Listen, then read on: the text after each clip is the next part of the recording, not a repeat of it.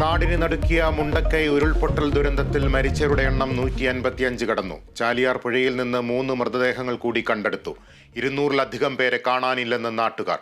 3069 പേർ ദുരിതാശ്വാസ ക്യാമ്പുകളിൽ. 143 മൃതദേഹങ്ങളുടെ പോസ്റ്റ്മോർട്ടം പൂർത്തിയായി.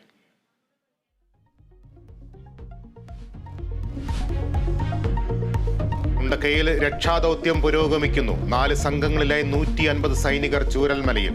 സൈന്യത്തിന് പിന്തുണയായി സന്നദ്ധ പ്രവർത്തകരും. ബെയിലി പാലം നിർമ്മിക്കാനുള്ള സാമഗ്രികൾ ബംഗളൂരുവിൽ നിന്നെത്തിച്ചു. മഴ തുടരുന്നത് വെല്ലുവിളി. ഗവർണർ ആരിഫ് മുഹമ്മദ് ഖാൻ വയനാട്ടിലേക്ക്.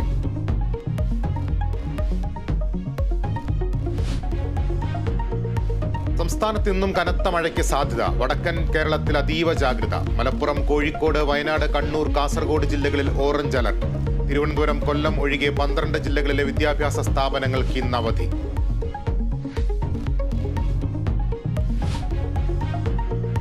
സംസ്ഥാനത്തെ ട്രോളിംഗ് നിരോധനം ഇന്ന് അർദ്ധരാത്രി അവസാനിക്കും. നിരോധനം നീണ്ടത് 52 ദിവസം.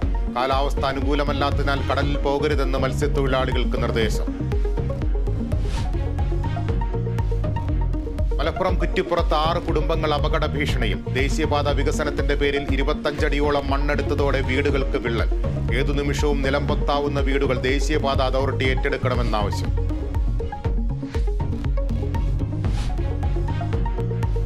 ആറാം ദിനത്തിലേക്ക് കടന്ന് പാരീസ് ഒളിമ്പിക്സ്. തുഴച്ചിലിൽ ഇന്ത്യൻ താരം ബൽരാജ് പൻവാറിന് ഇന്ന് സെമി ഫൈനൽ. ഗ്രൂപ്പ് ഘട്ടത്തിൽ PV സിന്ധു എസ്റ്റേണിയെ നേരിടും.